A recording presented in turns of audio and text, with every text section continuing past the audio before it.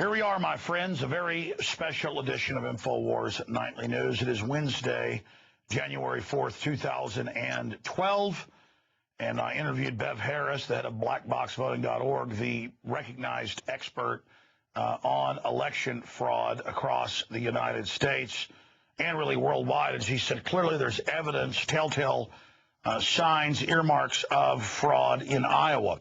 We've got her joining us tomorrow, and we'll learn more then as the dust settles. But we're going to break down some of that here in a moment. And the incredible media attacks against Ron Paul by Al Gore, the Democratic governors, the entire political system is going after him. That's a pure certification that he's the real deal right there. The question is, do the American people still buy in to dinosaur media propaganda sold by the architects of the tyranny that we live under today? We also have a satire piece coming up. Cobra Commander, who loves torture, TSA sticking their hands down your pants, he's going to be joining us because he's got a special announcement tonight he's going to make here on air. He's running for president. He thinks the American people will actually elect him. He loves torture.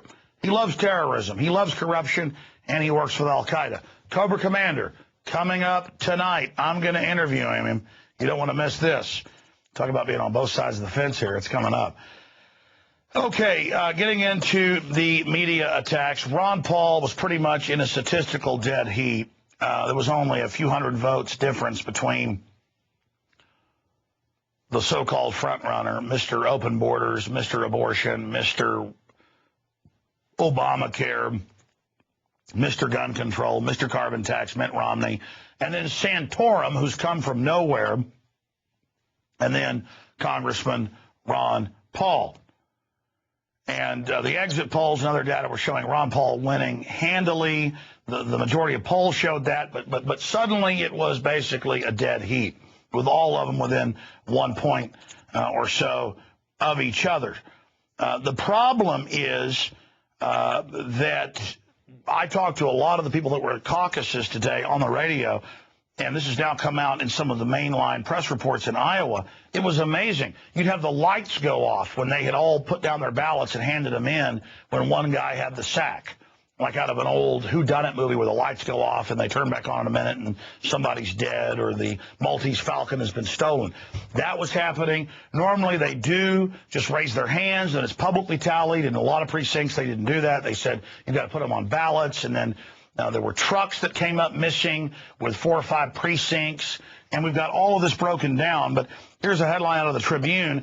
One long caucus, one delayed official add up to late results for Story County, one of the key counties that had a whole bunch of precincts involved. But you know what?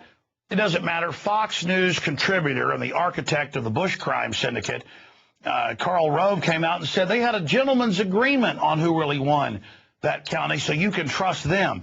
And this stuff happened all across Iowa. And, of course, Ron Paul doesn't want to challenge it because then they say, oh, he's being a sorry sport. But clearly, where there's smoke, there's fire, and something is rotten in the state of Denmark. Here is that clip, along with a great graphic we put together, of Ron Paul in the lead until Karl Rove comes along with his magic, the same stuff we saw in Florida in 2000 and in Ohio that's now been certified as fraud and as a stolen election. Here's that clip.